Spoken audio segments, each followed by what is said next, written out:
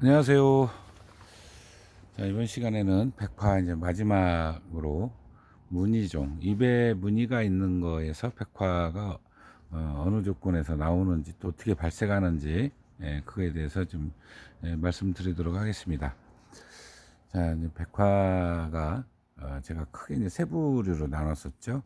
예, 입이 청무집, 그리고 산반, 그 다음에 서서호반. 앞에는 이제 서반이죠. 기부 쪽이 약간 노란색이 껴 있는 서반입니다. 자, 이렇게 보시면 꽃도 달려 있어요. 꽃도 달려 있는데, 자, 앞에 있는 거는 이제 소심이에요. 소심인데, 자, 이거는 명확히 뚝 떨어지는 백화는 아니고요. 백황색에 가까운 중간 백색과 우리가 뭐라 그럴까요?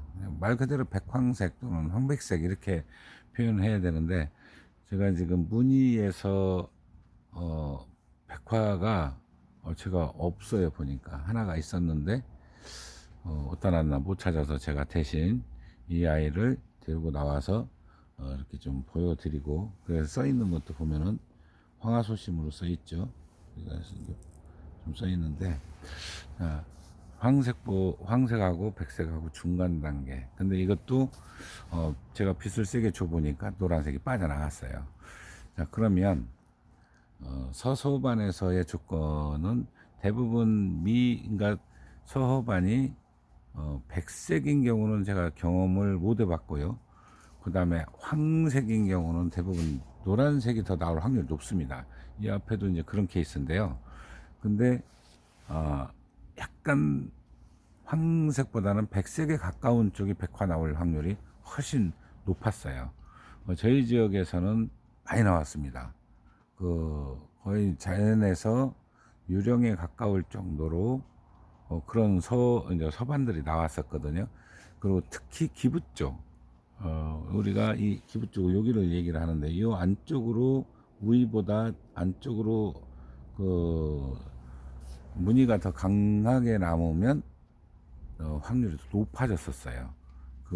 그런 상태입니다. 그러니까 우리가 이렇게 생각하시면 좀 되지 않을까 하는데, 우리 보름달 피워보신 분들 많이 계시죠. 예, 보름달은 황합니다. 황색이 그대로 남아 있으니까.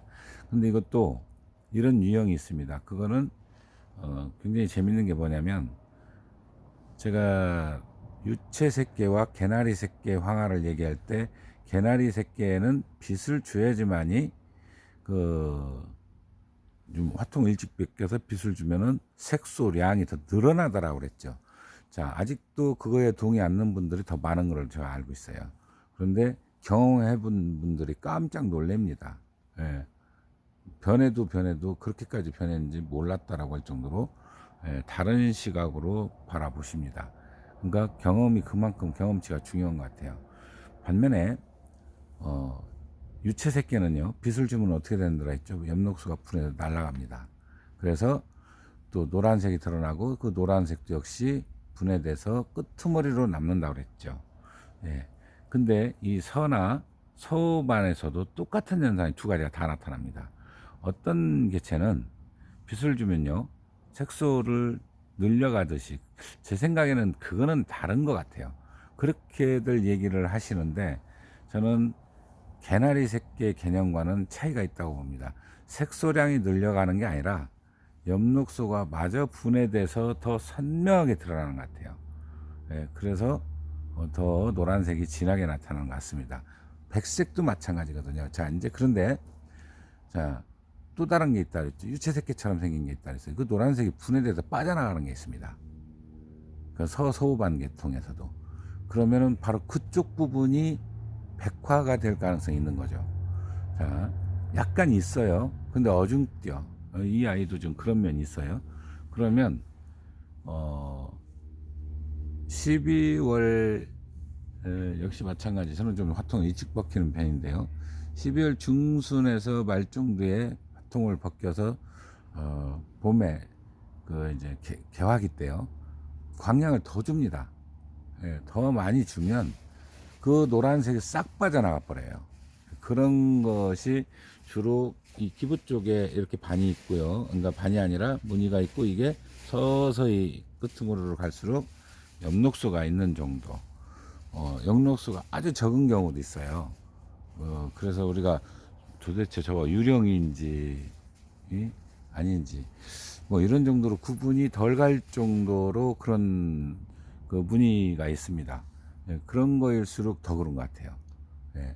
그리고 입에서도 약간 탈색된 느낌이 든다 그러면 역시 꽃도 빨리 엽록소뿐만 아니라 노란색도 분해돼서 날아갑니다. 그러면 이제 백색으로 변하는 거죠. 근데 그게 그러면은 매번 일정하냐? 예, 그런 것 같지는 또 안 해요. 그 무슨 소리냐면 아주 설백에 가깝게 나올 때가 있는가 하면 노란색이 살짝 껴나올 때가 있습니다. 그거는 토양의 산도하고도 관련이 있지 않나 이렇게 이제 보고 있고요. 제가 이제 경험치로 말씀을 드리면 우리가 심고 그 다음에는 색이 약간 불안해요. 뭐냐면 노란색이 좀 더 낍니다. 반면에 그 다음에 2년, 3년째 넘어가면 노란색 소가 급격히 줄어들어요. 그래서 훨씬 더 흰색에 가깝게 나오는 것을 알 수가 있습니다. 자, 뭐 백화에서는 제가 지금 말씀드린 이제 새 부류가 발색이 어렵지는 않습니다. 안 되는 것 같고 하는 거는 어렵겠죠.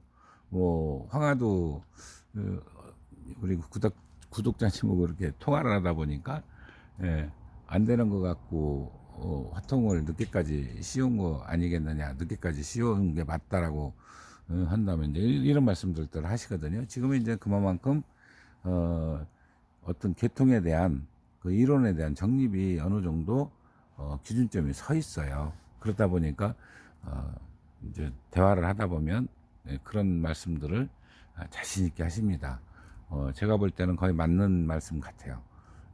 저 역시도 거기에 동의를 하고 있고, 그래서 이제 색화 중에 우리가 이제 백화는 그닥 인기가 없어서 그렇지 굉장히 재밌는 품종이고 희소성도 굉장히 높다라고 저는 생각이 들어요. 예, 제가 아까 이제 전에도 확률 관련해서 제가 말씀을 드렸었지만 그런데 영향을 많이 받지 않나 이렇게 생각이 듭니다. 자, 이렇게 해서 이제 제가 세 가지 유형을 전부 말씀을 드렸습니다. 또 색화 남은 부분 제가 말씀을 드리도록 하겠습니다. 감사합니다.